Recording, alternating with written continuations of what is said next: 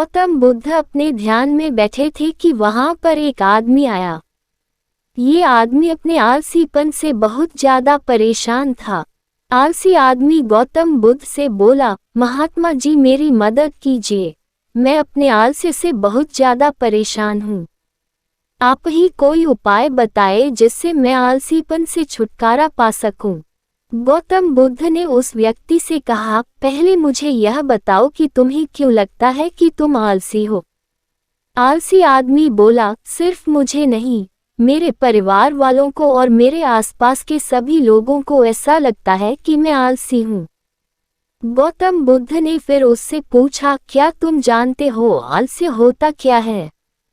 आलसी व्यक्ति बोला, नहीं मैं नहीं जानता, किंतु मैं इतना जरूर जानता हूँ कि आलस्य बहुत बुरी चीज है, इसकी वजह से मुझे बहुत नुकसान हुआ है जीवन में।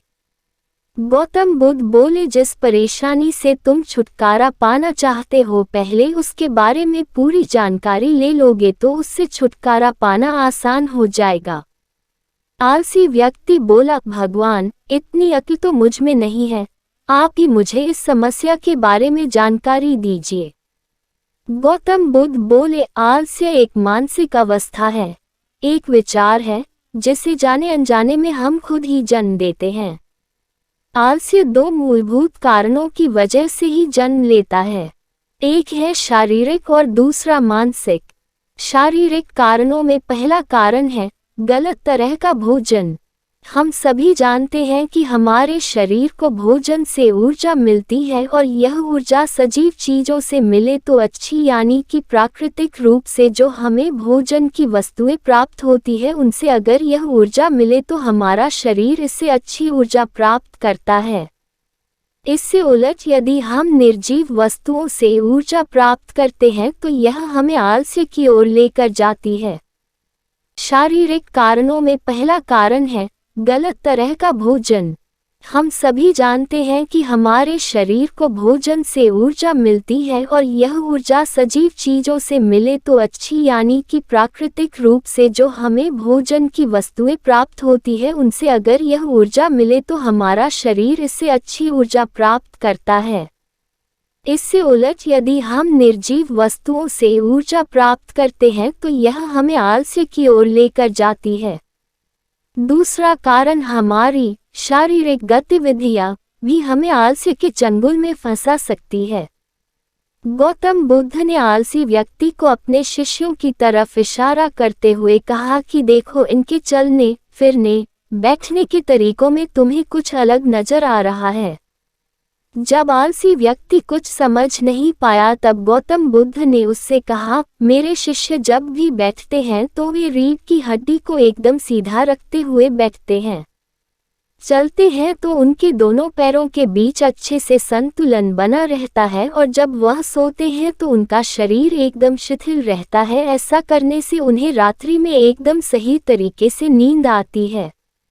आलसी व्यक्ति बोला, लेकिन नींद तो आलस्य का की एक स्वरूप है। बुद्ध बोले, हाँ, अगर उसे ज्यादा मात्रा में लिया जाए तो। बुद्ध ने इस बात को आगे बढ़ाते हुए कहा, नींद कम मात्रा में लोगे तो तुम्हें अगले दिन थकान महसूस होगी और ऐसा करने से ज्यादा आलस्य शरीर में आएगा। नींद ज्यादा लोगे तब भी यही परिणाम होगा, इसीलिए नींद को ना ज्यादा ना कम एकदम सही मात्रा में लेना अति आवश्यक है। आलसी व्यक्ति बोला, हाँ, यह तो मैंने भी अनुभव किया है। बुद्ध बोले, अब मानसिक कारणों के बारे में जान लो। मानसिक कारणों में सबसे पहले है हमारी पुरानी गलत धारणाएं। अक्सर ऐसा होता है कि हम पहले जिन कामों में असफल हो चुके हैं हमारे अंदर ऐसी भावनाएं बन जाती है कि हम उस काम में हमेशा असफल होते रहेंगे, जिस वजह से हमें उस काम को करने में आलस आता है।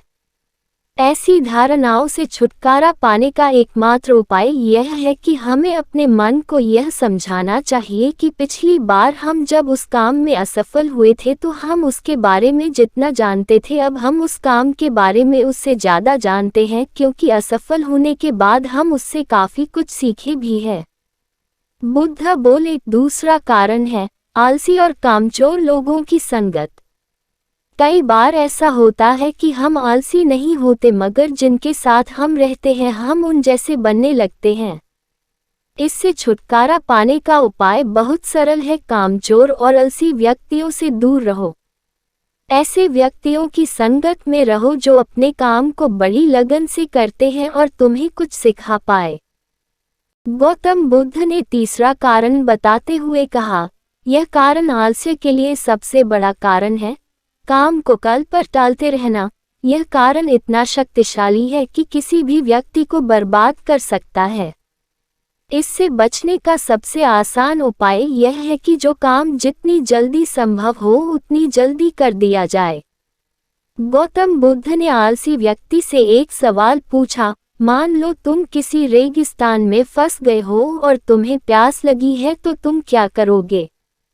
आलसी व्यक्ति बोला, मैं जल्दी ही रेगिस्तान के आसपास कोई गांव की तलाश करूंगा या ऐसी जगह की तलाश करूंगा जहां पर मुझे पानी मिल सके।